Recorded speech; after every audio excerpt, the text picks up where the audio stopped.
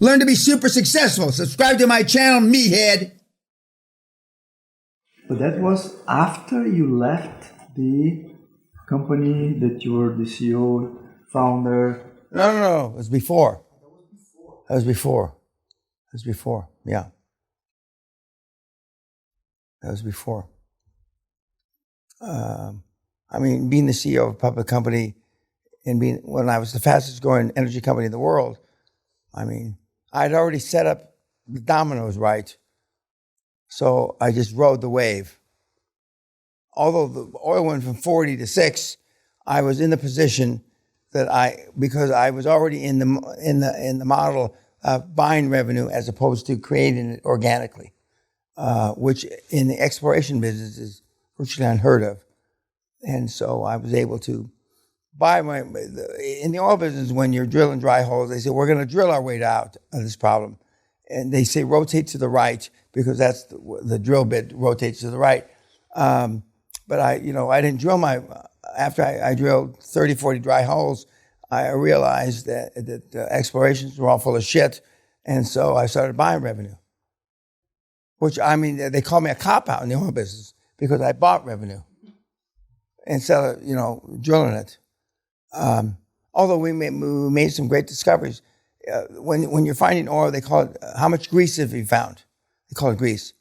Most explorationists today haven't found enough grease to comb their hair. That's a saying, because they haven't found any fucking oil or gas or anything. All they found is fucking water or nothing. But we made, several pretty decent finds. And then when we went offshore in the Gulf of Mexico, we were not successful in the North Sea, but we were successful in the Gulf of Mexico. 600 feet or above, not below 600. Off the shelf, you got to really know what the fuck you're doing. Meaning 10, 12, 14, 20,000 feet, you got to really know what the fuck you're doing. You got to have a sophisticated oil and gas department with real fucking scientists. So we stayed on the shelf, which is the first 40, 50, 80 miles off the coast, 600 feet or above. You don't have to be so good to find oil and gas. My exploration guys would take exception to me saying that. But you didn't have to be like rocket scientists going to the moon shit, 15, 20,000 feet. That's unbelievable. But 600 feet or above, you had a shot. And we had really good explorationists, ex-Texaco guy, ex-Exxon guy, ex-Shell guy. They were really, really good. They were never given the opportunity with an unlimited budget.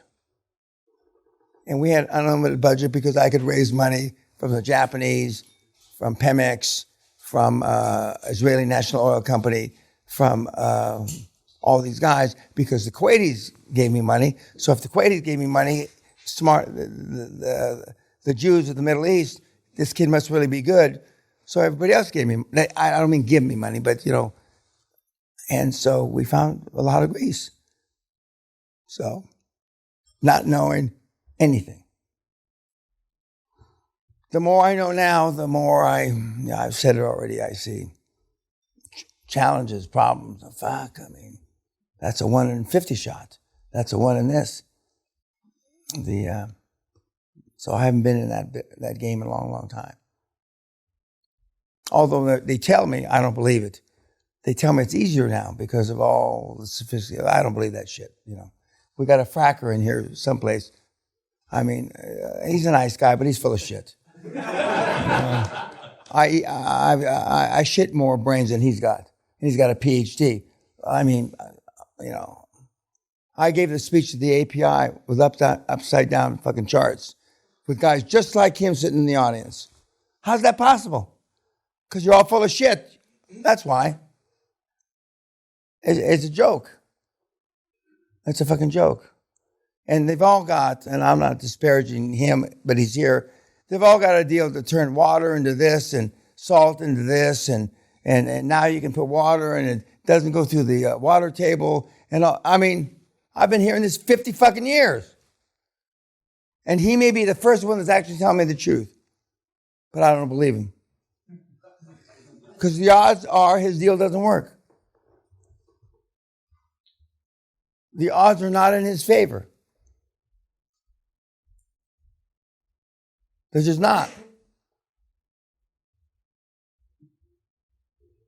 With all the data behind it. And when King Saud decides we're going to have electric cars, we'll have electric cars. Not a day before.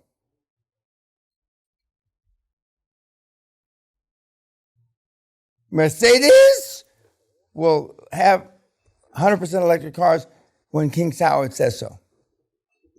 Not a day before. And when you know all this infrastructure,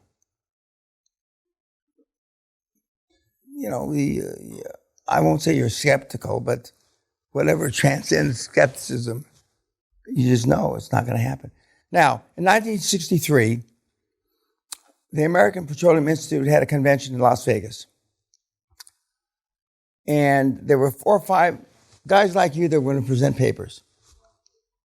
One was the deputy head of exploration for Chevron, that was headquartered in San Francisco.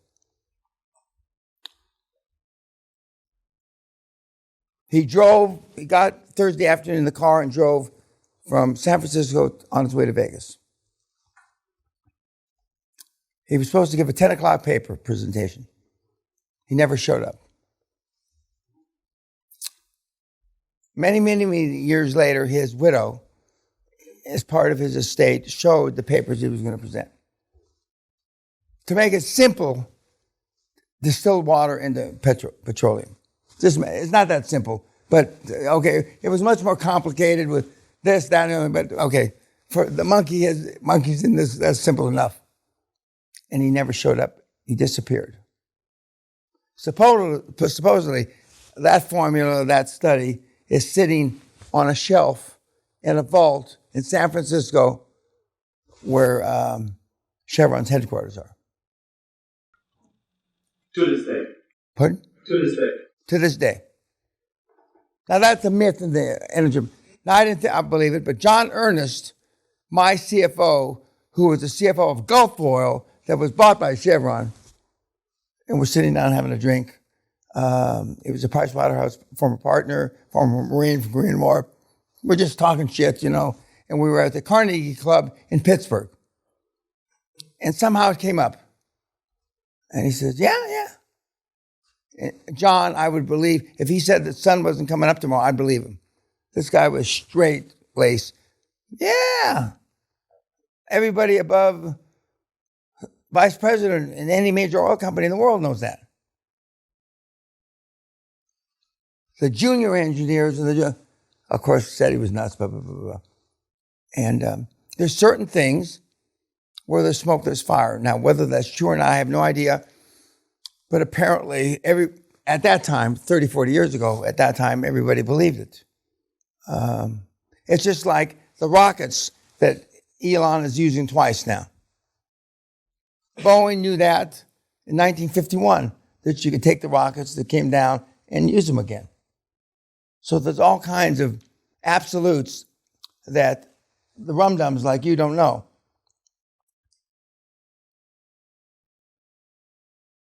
And that's just the way it is. That's just the way it is. I think we were talking about, what is it? Not $50, 40, what did we see? $30 to get it to the surface oil? 28, 30. Okay, 30, okay. In Saudi Arabia, $1.80. And I mean, it's just Kuwait, $2.40. I mean, to get it to the surface. Of course, they're only going down a few hundred feet. And they're going deeper now. Pardon? They're going a lot deeper now. Oh, now they are, yeah. Because they realize there's a lot more oil. And the bottleneck is between getting it from the Guthrie field to the port. Yeah. So they've invested billions to basically increase the pipeline infrastructure to get it from the field to the port and then move the ships. I'd forgotten how much water was involved when bringing it up. Oh, they're pumping billions of gallons. Is it seven barrels per barrel of oil? Oh, those 40 or 50. I'd forgotten that. I've been away from the business a long time. But I still know more than the talking heads that are on TV for sure. And when Biden says, because he's got dementia, well, or not Biden, whoever said this, Secretary of Energy, go and buy electric cars. Well, it's not that simple. First of all, most people can't afford electric cars in America. Second of all, there's only like 1/8 or 1/6 enough places to park the fuckers to charge them up. And then they say, well, we'll drill for more oil. Well, on the low side, it's 12 to 15 to 18 months to get re-permit and blah, blah, blah. I mean, they're just talking shit. We can't replenish all that stuff. And but the average monkey doesn't know that, or doesn't want to know it, or doesn't want to be informed. And that's why, it's easier for us. All these signs of stupidity just reinforce and validate why it's easier for us. And why the kids have produced such phenomenal results. And like the guy, which we're still fact-checking, I mean, it's almost unbelievable to create $600 and some odd million since August. I mean, that's heavy. That's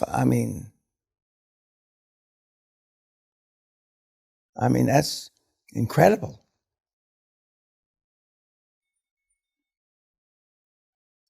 And not selling masks and shit like that in COVID, because we got a few of those. But I mean, he would have had to have several 100,000 permutations that all went right for him to make that kind of money in a few months. And when I get all the data, then I'm going to do a Zoom fuck with him. But he said at the bottom of his email, whatever I can do to assist the QLA model, please don't hesitate to ask.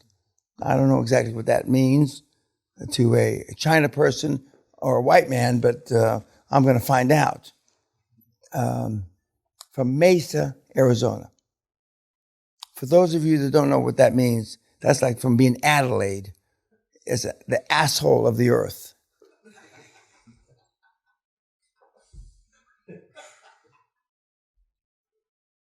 Any other questions? Good night. Thanks, Kat. Mr. Peña, I want to say... Okay, well, the mic's off now. Oh, no, the mic's on again. I just want to say thank you very much for all the knowledge. In those 6 days, you give us the best of you. Now, we may be related, full disclosure. I'm checking it out right now, but we may be related, but go ahead. Well, I really appreciate it. I came from South America, and I think that every one of the people here are really thankful for your knowledge. Thank you very much, and I wish you the best. Thank you. For your career in the politics. Thank you. And thank I want you. to from your lips. And I want to everybody get up and make a toast for Mr. Peña. And wish you the best in the politics, Mr. Peña. Thank you very much. Thank you. Thank you very much. Thank you. What? Prime Minister of UK. Okay. Well, thank you. Yeah, I mean it. ¡Ándale, muchachos! Cheers, Mr. Peña. Thank you very much. Thank you. It sounds like one of the weddings I don't go to anymore when my uncles and cousins all get drunk. I'm sorry to remind you that. No. 2 Latins here. Yeah. Well, there's a few more Latins, but... Heritage never dies. Pardon? Heritage never dies. Yeah. I mean, it's quite remarkable. But getting back to the guy that we're fact checking. I mean, so far it seems like it's for real, but that's incredible. Since August, I mean, it transcends incredible. Not just, Sally, I mean, Sally, please don't jolt me anymore. I'm just worried about looking over here, and I'm like, don't their legs crossed? Yeah, well, you're not here, and the China woman's too far away to see their minuscule dicks. So,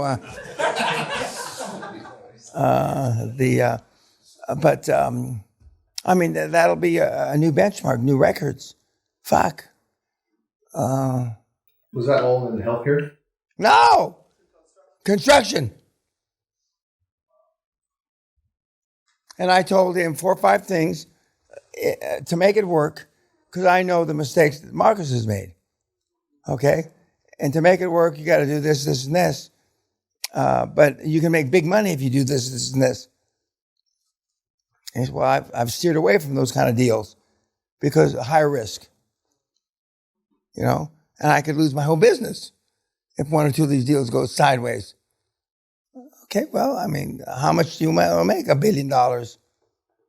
And, you know, and apparently, and we're fact checking it, he went back and said, you know, he did it. And although he said in his email a couple of things that really were big opportunities, I failed at. This was the secondary and tertiary opportunities. So the big opportunities, he must have been swinging at $1 billion deals, not similar to Simon Bell. And guys, they're there. And these are real estate developments that he had? In his case, yeah. But you got to step up to the plate and act like you had a pair.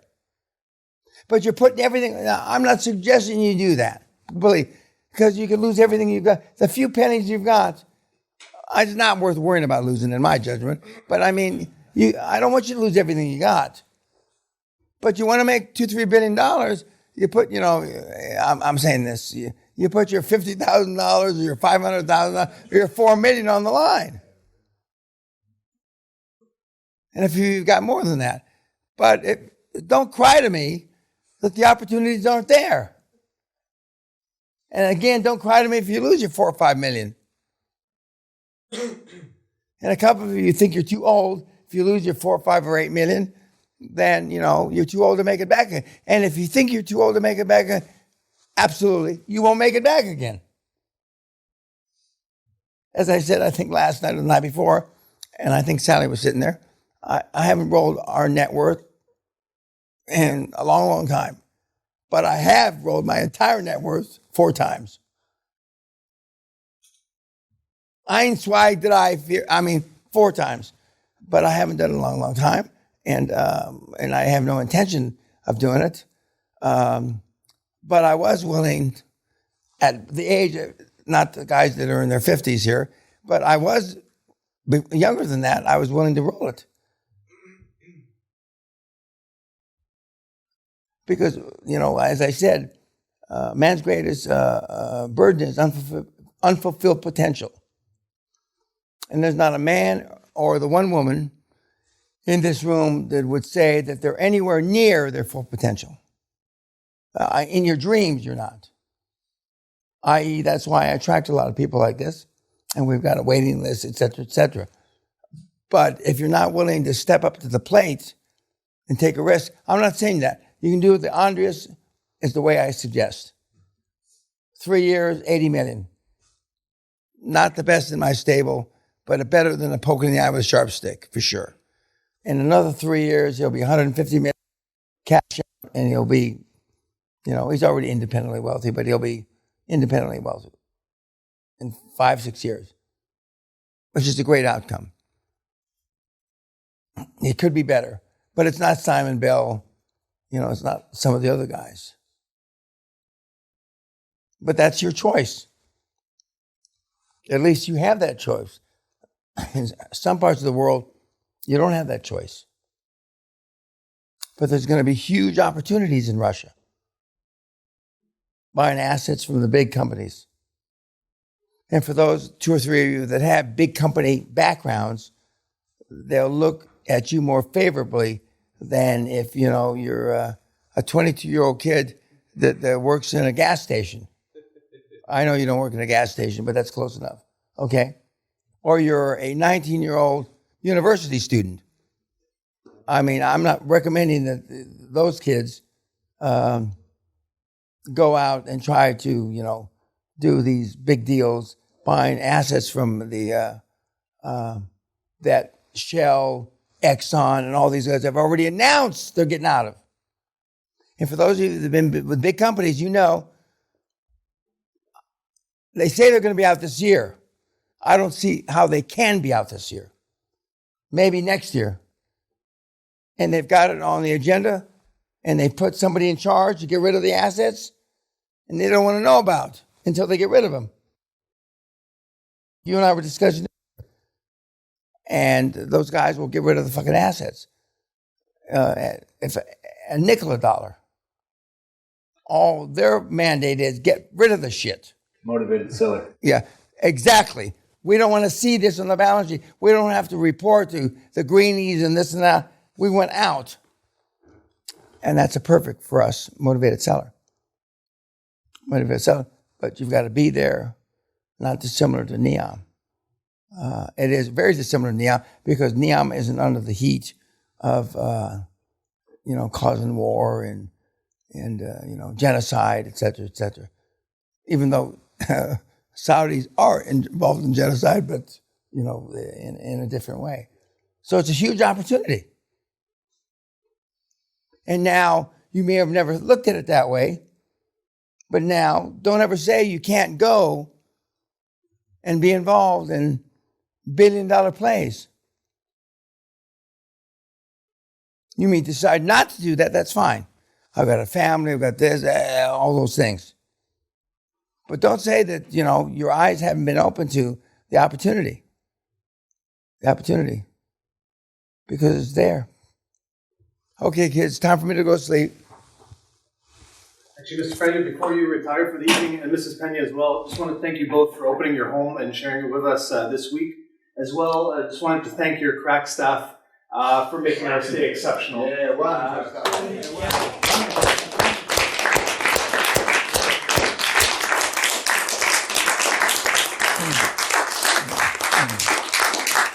And not just the staff that we saw on a day-to-day basis, the staff behind the scenes, the staff that did our laundry, cleaned our rooms, worked in the kitchen, the entire staff, really. Thank you. Thank you very much. We appreciate it. Thank you very much. Thank you. Thank you. Thank you. Thank you very much, guys.